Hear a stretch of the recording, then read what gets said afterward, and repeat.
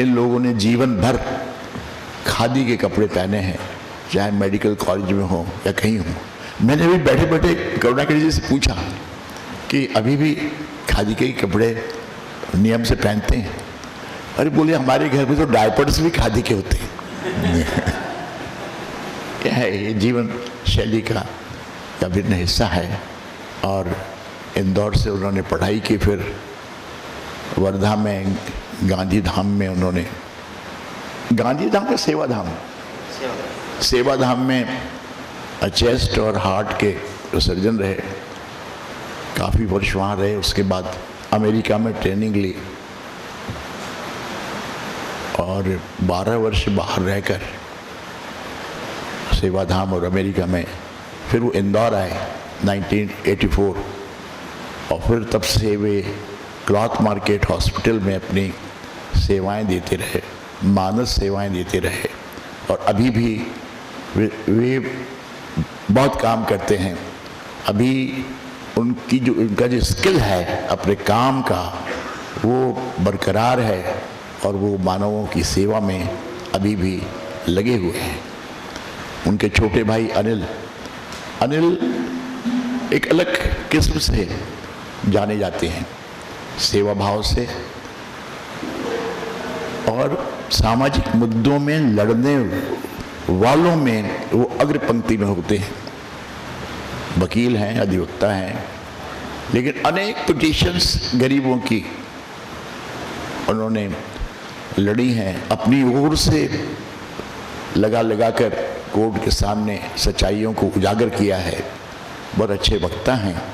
राजनीति में भी उनका दखल रहा है, जीते हैं हारे, चुनाव भी लड़े हैं। और समाज के हित में जो कार्य होते हैं उनको सपोर्ट करने के लिए, खासकर न्यायालय की दृष्टि से वो उपयोगी होते। मेला पाट करके कितने केसों में उन्हें कोर्ट में लड़ते हुए लोगों ने देखा है। और अपने किस्म का जीवन, अपनी शर्तों पर अपना जीवन, समाजोन्मुखी जीवन, गांधी के रास्तों वाला जीवन ये दोनों भाइयों ने जिया है। कितनी खुशी की बात है कि मैं जीवन में पहली बार आपको दोनों को एक मंच पर देख रहा हूँ। तो ऐसा नहीं है कि आते नहीं हो कि वो आएगा तो हम नहीं जाएंगे, लेकिन संयोग है कि आज एक अच्छे काम में इन दोनों ने एक कार्यक्रम में अपनी साझेदारी निभाई है। क्या कहूँ, अब दो हिस्से हैं। एक तो प्रेजेंटेशन है इनके एनजीओ का, कस्तूरबा ग्राम का। कस्तूरबा ग्राम तो सब जानते होंगे।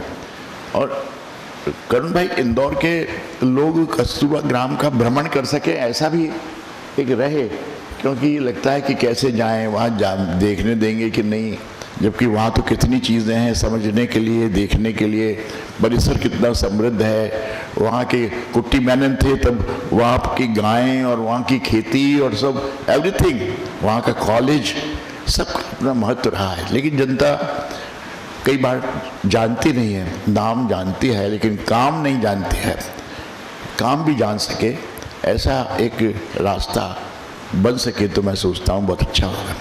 आज के कार्यक्रम में एक तो प्रेजेंटेशन है एनजीओ के रूप में कस्तूरबा ग्राम की गतिविधियों का, और दूसरा जैसा कि मैंने आपसे कहा कि जीवन में सार्थकता, जीवन में सफलता, और सफलता और सार्थकता में क्या संबंध है।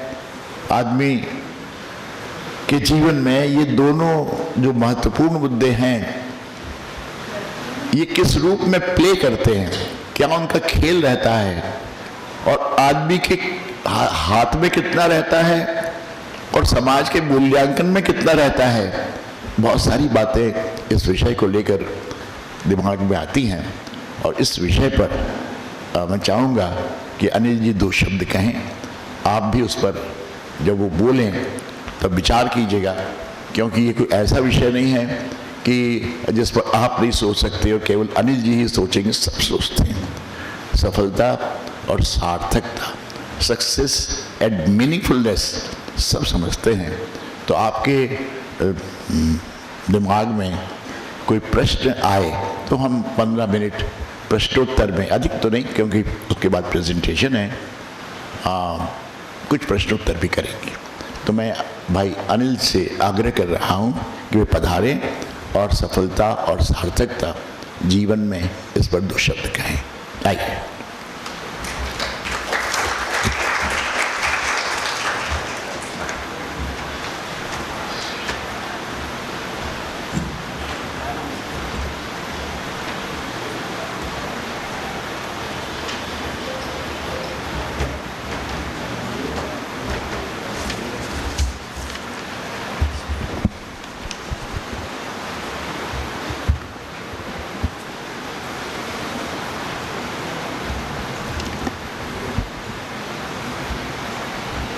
हिंदी साहित्य समिति के इस सभागार में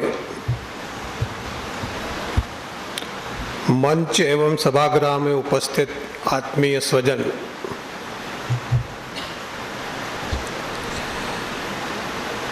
ये मेरा सौभाग्य है कि मुझे आप सबके मिलने का मौका गोयल चैरिटी एसोसिएशन के तत्वावधान में आयोजित इस कार्यक्रम ने दिया।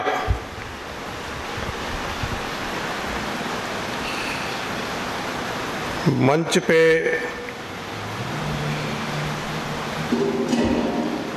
उपस्थित परम आदरणीय सरोज कुमार जी, कस्तूरबा गांधी राष्ट्रीय स्मारक ट्रस्ट के अध्यक्ष doctor Karunakar Trivedi, Goyal charity trust की राजेन गोयल जी और अन्य सहयोगी संस्थान के पदाधिकारीगण, ये जो आज का आयोजन है, इस आयोजन का जन्म हम 10-12 लगातार मिलने वाले लोगों की बातचीत में से हुआ। गोयल साहब और इनके साथी लोग, मैं तो 5-10 साल से कभी कभी जाता हूँ, बुला लेते हैं प्रेम के साथ, पर ये क्रम करीब 15-20 साल से चल रहा है और वो केवल बातचीत नहीं है, बातचीत में से चीजें निकलती है। ये विषय भी उसी में से निकला कि सफलता और सार्थकता किसको कहेंगे। तो कुछ मित्रों की बातचीत में से यदि रचनात्मक कार्यक्रम निकले तो वो सार्थकता की दिशा में बढ़ता हुआ एक कदम माना जा सकता है। अब ये जो आज का विषय है, सार्थकता, सफलता और जीवन, इसके 3 आयाम हैं। सबसे मुख्य बिंदु तो जीवन है जो हम सबके पास है ना। जीवन का एक अंश हमारे रूप में, मनुष्यों के रूप में व्यक्त हुआ इस जगत के अंदर। पर ये जीवन केवल इतना सा ही नहीं है कि हम मनुष्य हो गए। जीवन बहुत व्यापक भी है, बहुत रहस्यमय भी है और उसके बहुत गहरे अर्थ भी हैं। ये जो पूरा जगत है, इस जगत को यदि तटस्थ होकर देखा जाए तो हमारा जीवन कम पड़ जाएगा कि जीवन के कितने रूप इस जगत के कोने कोने में बिखरे पड़े। और जो सदियों के संस्कार से जो मनुष्य के नाते हमारी आदत हो गई कि हम हमारे संबंध में ही जीवन को देखते हैं। हमारा सारा चिंतन इन रिलेशन टू मैन है, मनुष्यों के संदर्भ में जगत को देखना, जीवन को देखना, सफलता को देखना, सार्थकता को देखना, है ना। तो यहाँ वो बिंदु हमारे जेहन में आ जाता है कि हम अपने जीवन के अलावा दूसरा जीवन समझ नहीं पाते। हमारी बहुत अद्भुत कहानी है, मनुष्यों की कहानी का कोई आर पार नहीं है और मनुष्यों के पराक्रम का भी कोई आर पार नहीं है। पर उसके बाद मनुष्य से इतर जो जीवन है जगत में, वो तो आज भी रहस्यमय है। और उसकी विशेषता सबसे बड़ी यह है उस जीवन की, है ना। पहले मनुष्य से पहले मैं उस जीवन की सार्थकता की बात करना चाहता हूं। यदि वो हमारे साथ अस्तित्व में नहीं होता तो हमारा अस्तित्व ही आगे नहीं बढ़ पाता। एक प्राणी जगत है, दूसरा वनस्पति जगत है ना। हम मतांतर में उलझते हैं। इस जगत के किसी भी एक भी पेड़ की एक जैसी दो पत्तियां नहीं हैं। वैसा ही मनुष्य भी है कि एक सरीकी समझ और सोच वाले एक जैसे स्वभाव के दो मनुष्य आपको नहीं मिलेगी। इतनी बायोडाइवर्सिटी इस जगत के अंदर हमको देखने को मिलती है, पर हम मनुष्यों ने धीरे धीरे धीरे धीरे धीरे धीरे जीवन को और प्रकृति को त्यागते हुए अपने जीवन को यांत्रिक अवस्था की दिशा में मोड़ने में अपनी सफलता का रास्ता बनाने की कोशिश बहुत तेजी से की है। हम यंत्र नहीं हैं, हम जीवंत हैं, है ना। हमारा ही आविष्कार जो यंत्र है उसने जीवन के ऊपर बहुत सारे प्रश्न खड़े कर दिए। और आज की दुनिया में, आधुनिक दुनिया में, या दोनों पीढ़ी बैठी हुई है। मैं नई पीढ़ी के बच्चे भी बैठे हुए हैं और हम भी बैठे हुए हैं। इनकी सोच में और हमारी सोच में जमीन आसमान का अंतर है।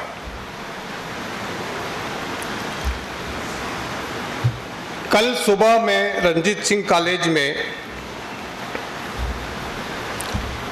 एक वक्तव्य के लिए गया था और वहाँ अधिकांश नौजवान थे और कुछ प्राध्यापक भी थे। विषय था सर्वोदय पात्र।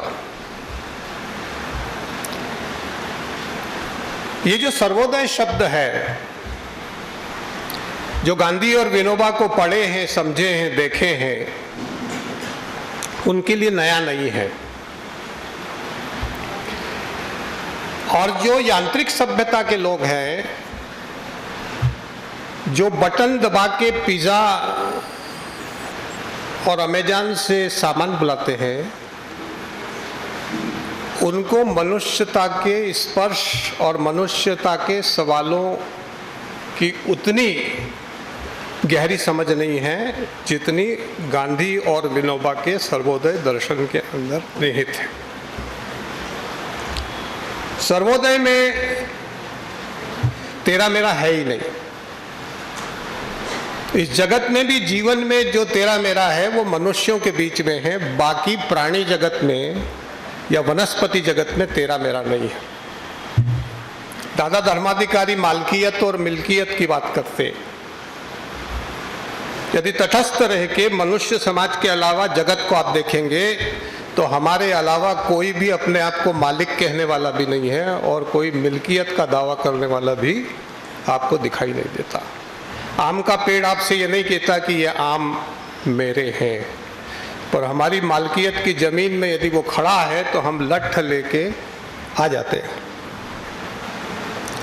ये जो जीवन शैली का विकास हमारे दिमाग में हुआ है ना, कि मनुष्य को व्यापक होने के बजाय, इस जगत में समृद्ध होने के बजाय, तुष्ट होने के बजाय असंतुष्ट और तेरे मेरे की दिशा में बढ़ने वाले प्राणी के रूप में 8 अरब की दुनिया आज हमारे साथ में खड़ी हुई। अब हम सफलता किसको मानते हैं? जो हमारे लिए सफलता है वो दूसरे के लिए ईर्ष्या का विषय भी होती है ना। और जो हमारे लिए समृद्धि है वो किसी और के जीवन की परवाह किए बिना हमारे जीवन में आ जाती है और हमको पता भी नहीं लगता, है ना। एक उदाहरण मैं आपको देना चाहता हूं कि कैसे थॉट प्रोसेस चलती है। मनोविज्ञान का विद्यार्थी हूं मैं। एक मच्छर, हम लिबर्टी की बात करते हैं, संविधान की बात करते हैं, हम डेमोक्रेसी की बात करते हैं, हम नेचुरल जस्टिस की बात करते हैं कि बिना सुने दंड नहीं दिया जाना चाहिए। पर एक अदना सा मच्छर यदि हमारे हाथ पे बैठ जाता है तो इमीडिएटली हम उसको कैपिटल पनिशमेंट देने में हिचकते नहीं है ना। ये इंस्टिंक्ट की तरह होता है। तो इसका क्या अर्थ है?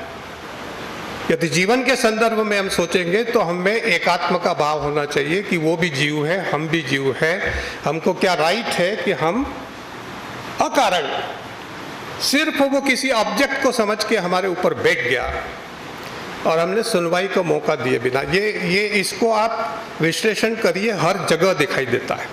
ये वनस्पति में भी दिखता है, ये खान पान में भी दिखता है, ये वस्त्र में भी दिखता है, ये मकान बनाने में भी दिखता है ना।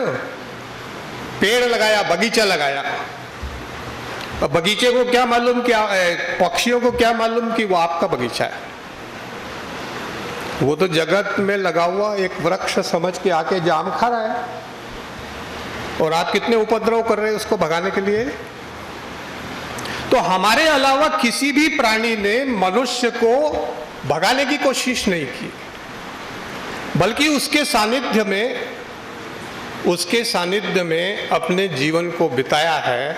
और हमने कई प्राणियों के ऊपर उनको दोस्त बना के अपने लिए जब तक उपयोगी है तब तक उनको सफल माना, तब तक उनको सार्थक माना। और जैसे ही गाय ने दूध देना बंद किया तो हमारा भाव बदल गया। ये जो दृष्टि मनुष्य समाज की विकसित हुई है छोटी छोटी चीजों के अंदर, कि बच्चे से लेके बुढ़ापे तक की हमारी जो कहानी है। एक बार हमारे हाईकोर्ट के एक न्यायाधीश सेवानिवृत्त हो रहे थे, पार्टी चल रही थी, हम पास में खड़े थे, कुछ वकील थे, जज थे, मैं भी खड़ा था। वो थोड़े सुस्त थे, तो हमने कहा सर, तो बोले अब कल से सब खत्म हो जाएगा, है ना। मतलब हमारे समाज का जो सबसे ब्रिलियंट हिस्सा है, जो हाईकोर्ट जज बनता है, उसके मन में सेवानिवृत्ति पे ये भाव उत्पन्न होता है कि कल से सब खत्म हो जाता है। ऐसा भाव क्यों निकलता है जीवन में? ऐसा भाव इसलिए निकलता है कि हम आजीविका को जीवन मानते हैं, जीवन के लिए आजीविका को नहीं मानते। जो गांधी ने साधन और साध्य की बात कही है ना। अभी हम लोग बड़े चिंतित हो जाते हैं बैठे बैठे टेलीविजन देख के कि रूस और वहाँ लड़ाई हो रही है, इजराइल में लड़ाई हो रही है, इराक और ईरान की लड़ाई हो रही है ना। जब से ये दुनिया बनी है और मनुष्य ने लड़ना चालू किया है, तब से सारी लड़ाइयों में से एक भी लड़ाई सफल रास्ता नहीं बता पाई, कोई समाधान नहीं कर पाई। फिर भी हम लड़ाई को बंद नहीं करते।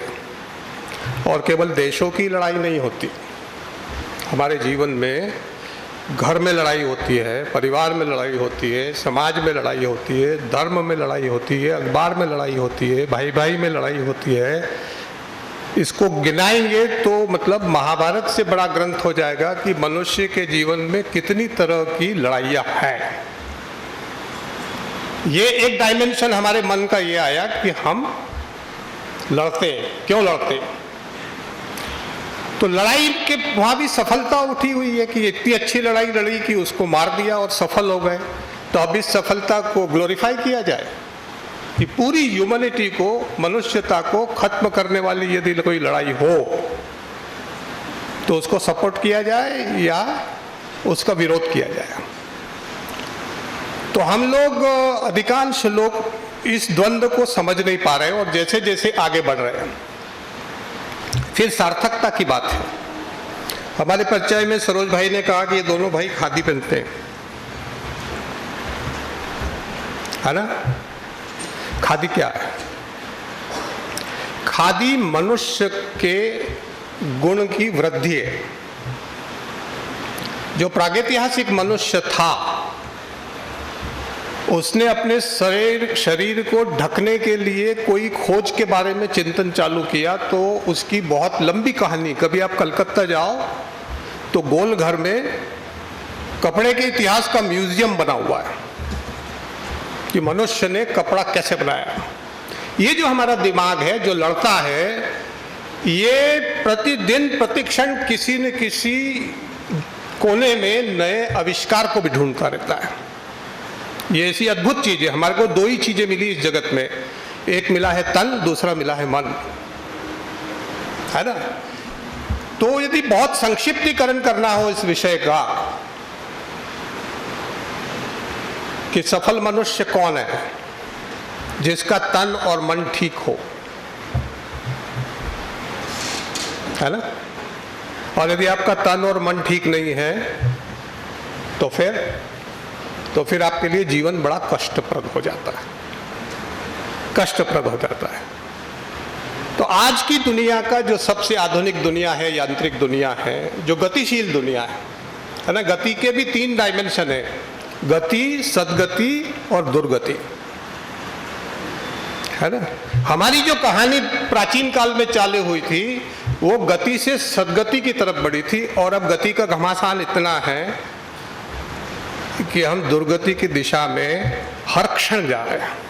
एक आंकड़ा बताना चाहता हूं, अभी 8 दिन पहले अखबार में छपा था कि सफाई में तो नंबर 1 है, पर एक्सीडेंट की मौत में भी हम नंबर 1 है। ईरान और इराक की लड़ाई में और रूस की लड़ाई में और ये जो अभी इजराइल की लड़ाई, जितने लोग नहीं मारे जाते उससे ज़्यादा लोग इंदौर शहर में मारे जाते हैं। काय के लिए? आवागमन इतना फैटल है ये। तो ये डायमेंशन भी हमको सोचना चाहिए।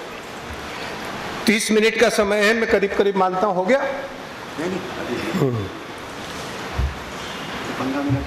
15 ही हुए, ठीक है। ये जो सोच समृद्धि का जो सोच है ना, इसको सोचिए कि हमारे मुनियों ने, ऋषियों ने, हमारे दार्शनिकों ने, है ना। शंकराचार्य की कल्पना करिए, विनोबा का नाम बाद में लूंगा। बहुत छोटी उम्र में हिंदुस्तान को नापा, है ना। वो कालखंड था जब मनुष्य अपने तन और मन के द्वारा ही अपने को समृद्ध करता था।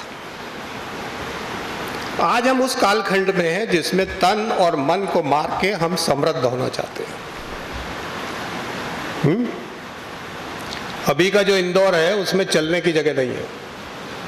अब ये सफलता की निशानी है या समृद्धि की निशानी है?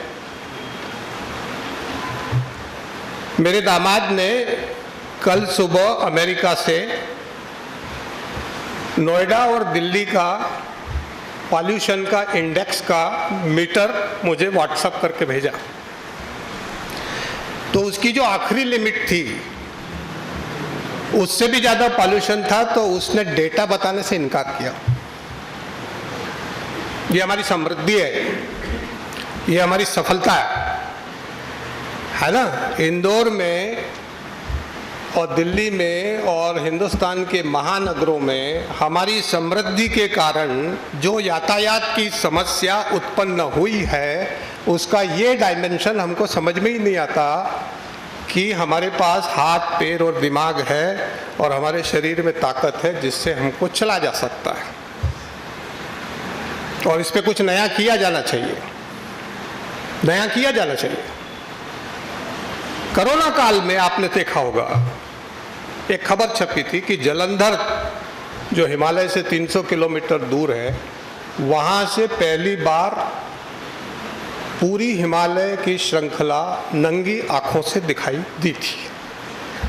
में आमने सामने का नहीं दिखाई देता। तो ये किसका उपद्रव है? ये मनुष्य की सफलता है, ये मनुष्य की समृद्धि है कि उसके बच्चे वो खुद दिन भर छीके खांसे, है ना? यही डेवलपमेंट है, यही विकास है, यही विकास है।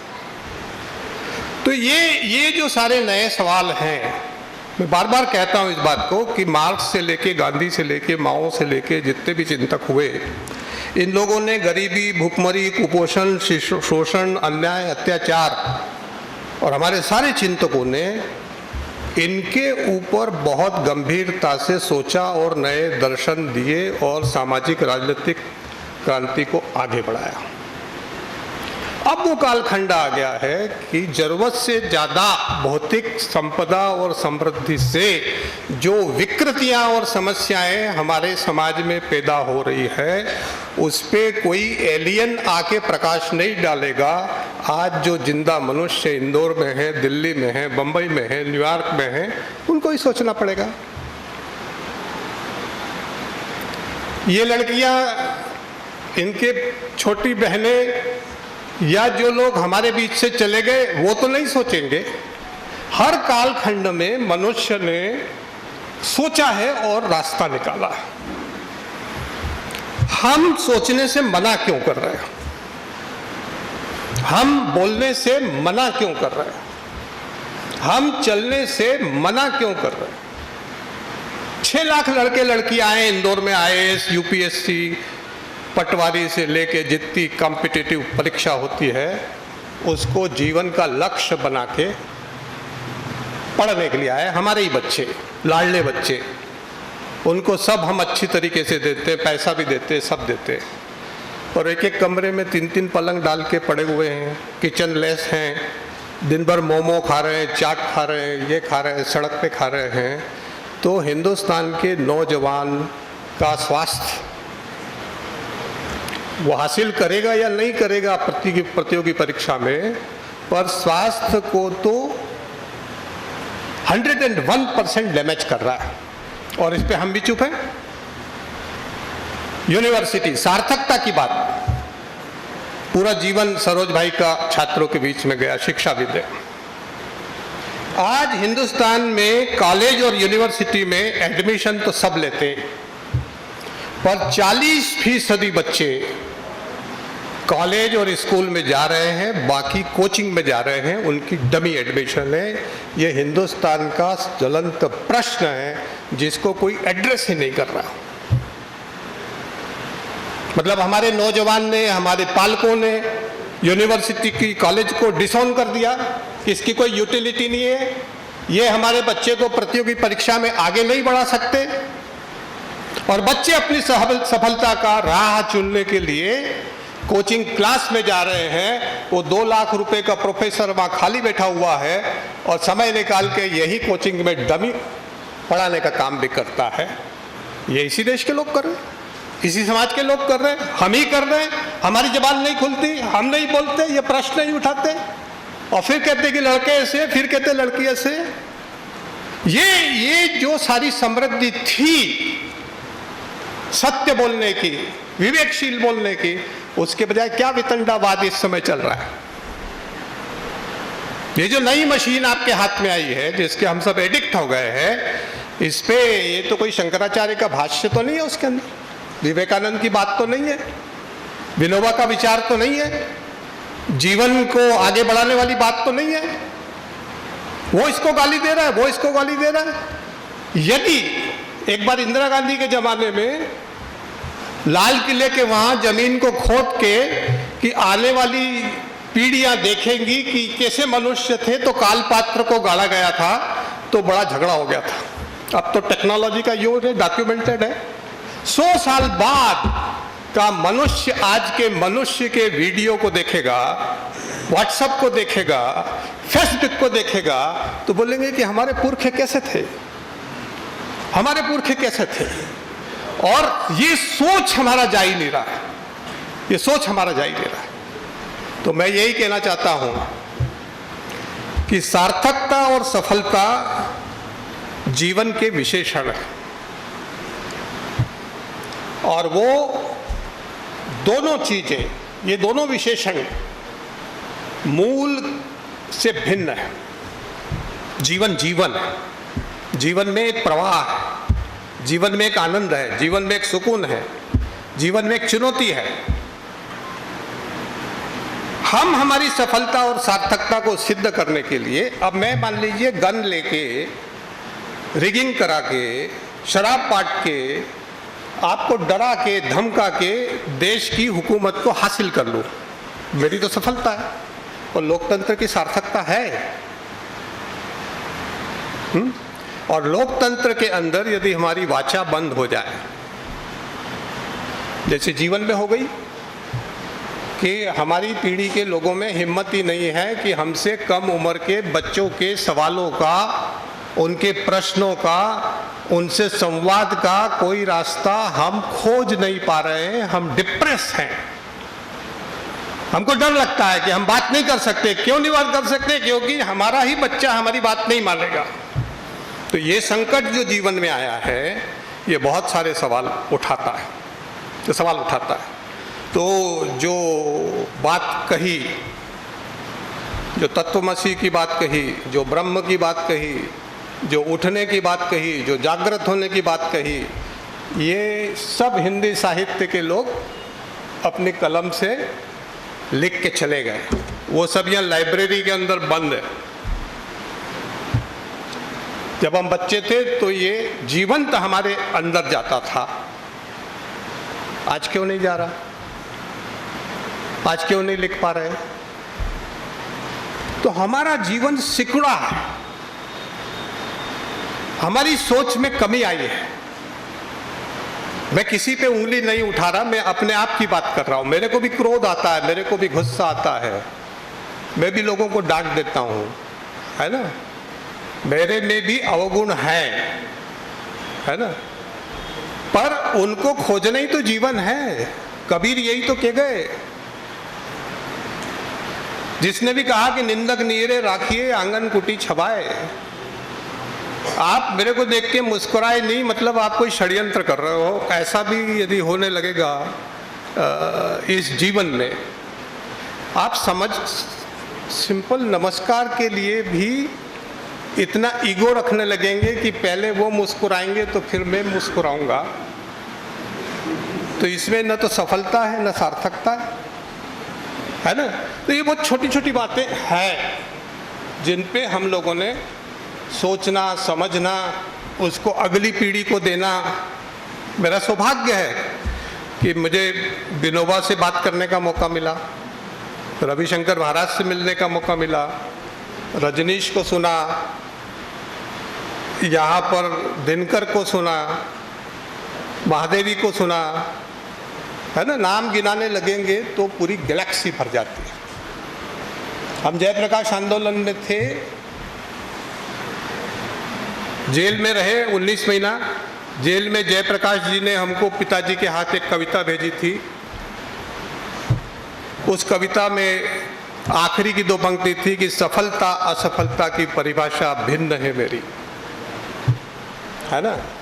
वही चीज, वही क्लाइमैक्स कि जो आपकी सफलता की कहानी है वो किसी की असफलता की भी कहानी है। जिसको आप अपना जीवन को सार्थक मानते हो, वो किसी दूसरे को निराशा में धकेलने का काम भी करते हैं।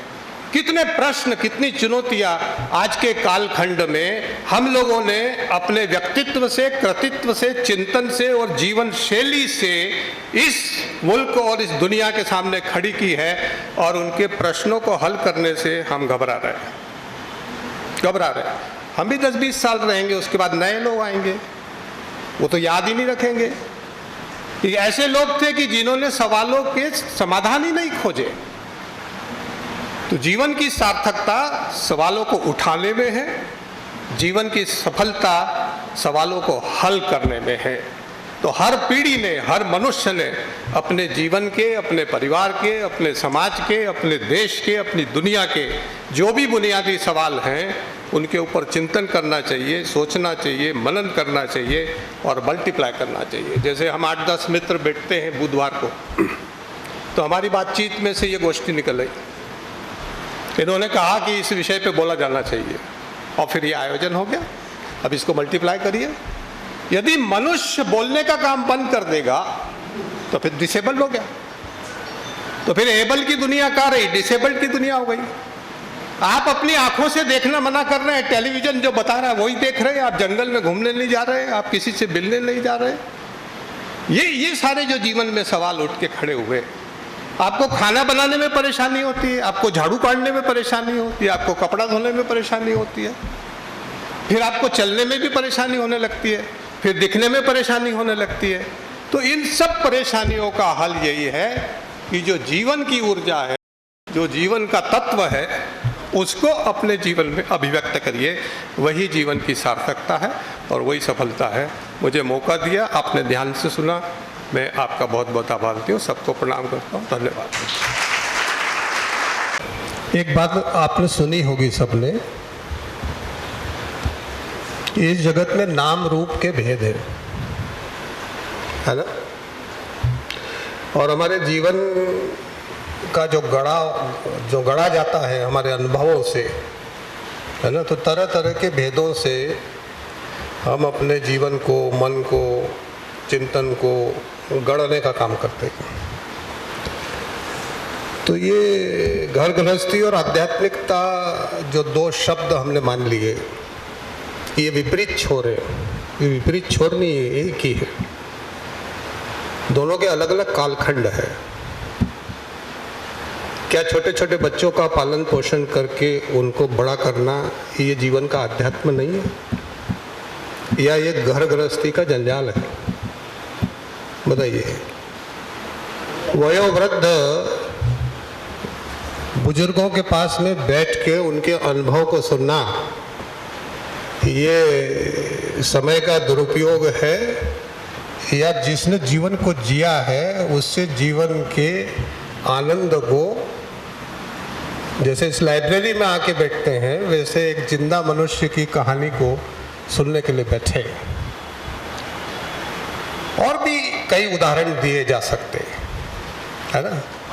दिक्कत हमारे साथ ये होती है कि हम चीज़ों को बांट के जीना सीख गए।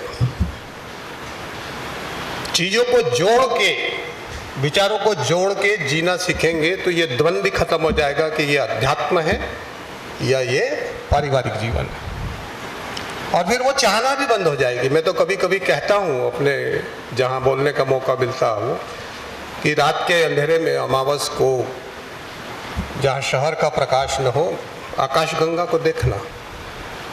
इतना विज्ञान उन्नत होने के बाद भी ये जो टेक्नोलॉजी आपके हाथ और जेब में दिन भर टॉक टाइम वाली है,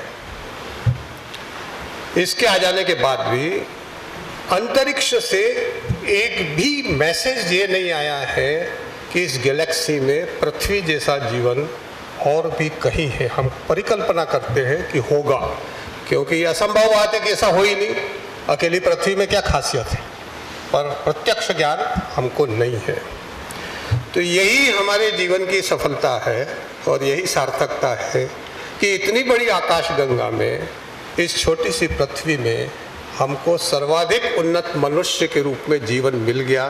तो फिर सफलता की भी जरूरत क्या है और सार्थकता को ढूंढने की जरूरत क्या है? तो ये संतोष यदि हमारे अंदर है तो वहीं परिवार भी छिपा है और वहीं आध्यात्म भी छिपा है।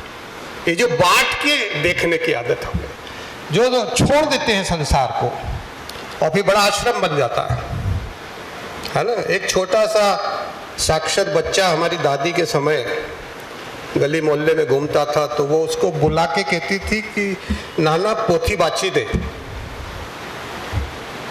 इतने में कथा हो जाती थी, और आज कथा का कितना बितड़ना हो गया।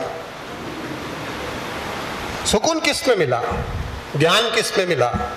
हमने चीजों को देखना, समझना और पहचानना बदला है, और फिर हम जिस जगह पे आ गए वहां हमको रास्ता नहीं मिलता है। रास्ता तो शांति से आएगा, रास्ता आनंद से आएगा, जीवन आनंद के लिए है।